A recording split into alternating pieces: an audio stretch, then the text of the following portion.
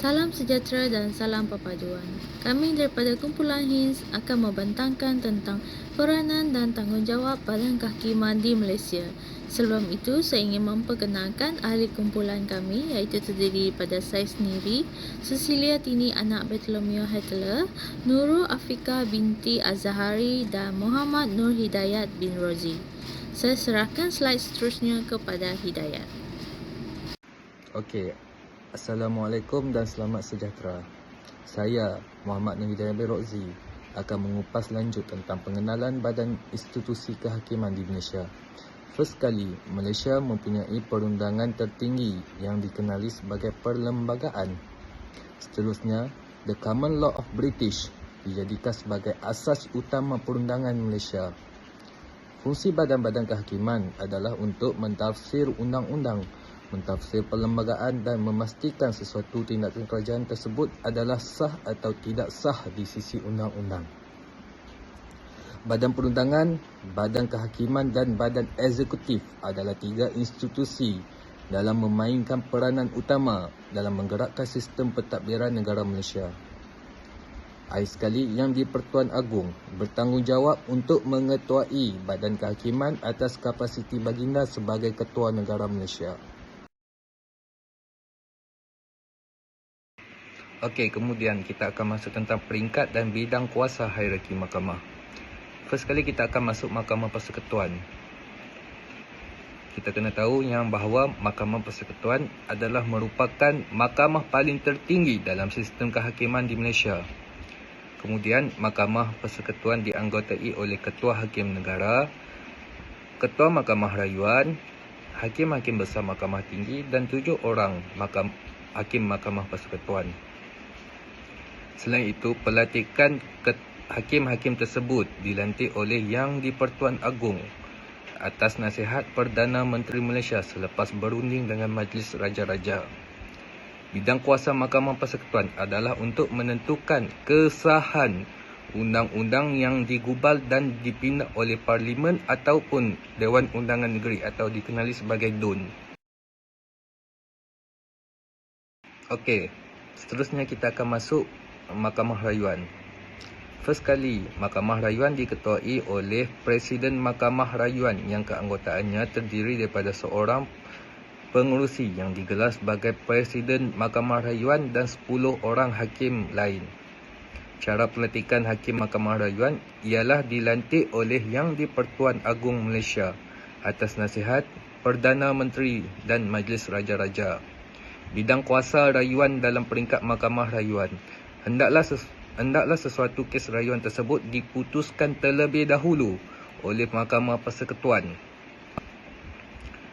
Kemudian, bidang kuasa Mahkamah Rayuan adalah memutuskan rayuan terhadap keputusan Mahkamah Tinggi yang berkaitan dengan kes jenayah atau sivil dan apa-apa bidang kuasa lain yang diberikan oleh atau di bawah Undang-Undang Persekutuan. Okey, seterusnya kita akan masuk Mahkamah Tinggi Malaya dan Mahkamah Tinggi Sabah dan Sarawak. Yang pertama sekali, Mahkamah Tinggi terdiri daripada 3 keanggotaan iaitu Hakim Besar, Hakim-Hakim Mahkamah Tinggi dan Pesuruhjaya Kehakiman. Mahkamah Tinggi mempunyai bidang kuasa penyeliaan dan pengubahan keputusan semua mahkamah bawahan iaitu Mahkamah Seksyen dan Magistrate. Mahkamah Tinggi terdapat di seluruh ibu negeri di Malaysia dan mempunyai bidang kuasa yang tidak terhad. Mahkamah Tinggi Sabah dan Sarawak bertanggungjawab untuk mentadbir seluruh mahkamah di Sabah dan Sarawak dan ia juga diketuai oleh pendaftar Mahkamah Tinggi Sabah dan Sarawak dan dibantu oleh penolong kanan pendaftar. Seterusnya, bagi peringkat dan bidang kuasa hierarki mahkamah adalah Mahkamah Seksyen. Jadi Mahkamah Seksyen ini dianggotai oleh Hakim Mahkamah Seksyen dan hakim-hakim lain yang dilantik oleh Yang di-Pertuan Agong atas saranan Hakim Besar. Jadi mahkamah ini membicarakan semua kes kecuali hukuman mati dan tidak mempunyai bidang kuasa dalam kuasa rayuan. Okey, kemudian antara bidang kuasa Mahkamah Seksyen adalah mengeluarkan saman, waran dan perintah mahkamah. Okey, Mahkamah Seksyen ini merupakan mahkamah rendah yang paling atas. Seterusnya adalah Mahkamah Magistrate. Jadi Mahkamah Magistrate ini diketuai oleh Magistrate dan mahkamah ini juga mengeluarkan saman, waran atas permintaan pendakwa raya dan tidak dapat membicarakan sebarang kes hukuman mati. Okey, bidang kuasa Mahkamah Magistrate adalah juga membicarakan kes sivil dengan nilai tuntutan yang tidak melebihi RM100,000 dan menjatuhkan hukuman tidak melebihi 5 tahun dan denda tidak melebihi RM10,000 serta 12 kali sebatan. Mahkamah Magistrate juga membicarakan kes sivil dan kes jenayah kecil sahaja. Kes seterusnya bagi kepentingan badan mahkamah. Yang pertama adalah menentang pemusatan dan monopoli kuasa oleh sesuatu kumpulan atau parti dengan alasan tindakan tersebut boleh mengakibatkan pencabulan hak, kezaliman atau kedua-duanya. Yang kedua, kepentingan badan mahkamah adalah mengekalkan nilai demokrasi supaya memastikan kuasa dan had-hadnya yang ditetapkan oleh undang-undang dihormati dan dipatuhi. Okey, kepentingan yang ketiga adalah badan pemerintah atau kerajaan, cabang perundangan dan cabang kehakiman dituntut dalam menjalankan fungsi-fungsi yang ditetapkan mengikut undang-undang dan perlembagaan serta mempunyai kuasa untuk menyekat pengaruh yang lain. Terima kasih Nurul. Seterusnya saya akan membentangkan tentang isu badan kehakiman di Malaysia. Jadi kita melihat kepada isu pertama iaitu campur tangan daripada badan eksekutif. Bagaimana perkara ini berlaku? Jadi kita rujuk perkara 44 keanggotaan Parlimen dalam Perlembagaan Persekutuan yang menyebut bahawa kuasa perundangan persekutuan terletak pada Parlimen yang terdiri pada Yang di-Pertuan Agong dan juga dua majlis Parlimen yang dikenali sebagai Dewan Negara dan Dewan Rakyat. Jadi jika kita melihat pada ayat ini, ianya sebenarnya menyimpulkan bahawa kuasa perundangan di Malaysia ini masih berada dalam kawalan badan eksekutif. Kita boleh melihat kejadian campur tangan badan eksekutif melalui contoh peristiwa pada tahun 1988 di mana Perdana Menteri keempat iaitu Tun Dr. Mahathir Mohamad telah meluluskan Akta Pindaan Perlembagaan 1988 untuk membuat pindaan artikel 121 dalam kurungan 1 yang menyebutkan terma kuasa kehakiman dan menggantikannya diletakkan hak. Okay.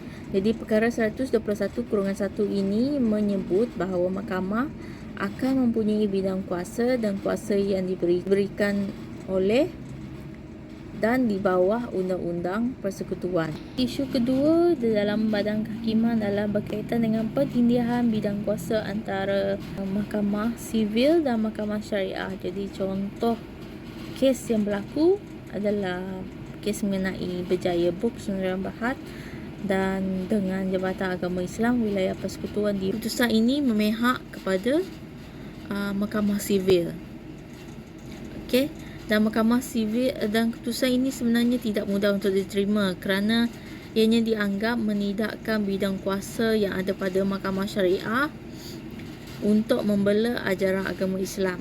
Walaupun ianya berkaitan dengan ajaran agama Islam, tapi mahkamah syariah tidak dibenarkan untuk mengambil sebarang tindakan undang-undang. Isu ketiga adalah berkaitan dengan tanggungjawab sebagai peguam negara dan pendakwa raya yang dipegang oleh individu yang sama. Okey, dalam artikel 145 Perlembagaan Persekutuan telah memperuntukkan kuasa untuk seorang hakim menjadi peguam negara dan pendakwa raya pada masa yang sama. Jadi seterusnya kita melihat cadangan penambahbaikan untuk badan kehakiman di Malaysia. Jadi cadangan yang pertama adalah penghapusan kuasa Perdana Menteri untuk mempengaruhi pelantikan kehakiman supaya tidak berlaku salah guna kuasa. Jadi perkara ini sebenarnya telah diusulkan daripada Pakatan Harapan pada tahun 2018 dan dibangkitkan semula oleh Kumpulan Hak Asasi Lawyer for Liberty LFL pada tahun 2022 yang menyambut baik cadangan Raja-Raja Melayu untuk memotong kuasa Perdana Menteri dalam pelantikan kehakiman. Cadangan kedua adalah untuk meneguhkan integriti badan kehakiman. Jadi kita boleh melihat kepada perkara 15 dalam manifesto yang ditawarkan oleh Pakatan Harapan yang dikenali sebagai Tawaran Harapan pada pilihan raya ke-15 2022 yang menyebut agenda pemisahan kuasa antara pendakwa raya dan peguam negara, dan di sini peguam negara akan diletakkan sebagai penasihat undang-undang kerajaan, manakala pendakwa raya pula akan mengenalikan kes-kes pendakwaan yang berasingan untuk membuat keputusan. Dan cadangan yang ketiga adalah membuat kaji semula bidang kuasa Mahkamah Sivil dan Mahkamah Syariah. Jadi Jabatan Kemajuan Islam Malaysia iaitu JAKIM telah melancarkan Pelan Strategik Hal Ehwal Agama 2022 hingga 2026 untuk mengukuhkan pengurusan pentadbiran keadilan syariah ke arah penyampaian perkhidmatan yang efisien. Dan Jabatan Kehakiman Syariah Malaysia JKSM telah diberi tanggungjawab untuk membuat penyelarasan dan pemantauan untuk menaik taraf keberkesanan Mahkamah Syariah melalui penguatkuasaan dan pelaksanaan perintah di Mahkamah Syariah. Kesimpulannya, Malaysia mempunyai badan perundangan dan badan kehakiman yang amat penting dalam kerajaan bagi menjamin keharmonian, keamanan dan kesejahteraan hidup rakyat. Undang-undang tertinggi atau perlembagaan yang telah wujud sekian lama patut dijadikan sebagai dasar atau teras panduan untuk memastikan untuk menegakkan keadilan dan melindungi hak-hak rakyat agar tidak mudah tertindas atau dicabuli dari segi politik, sosial maupun ekonomi.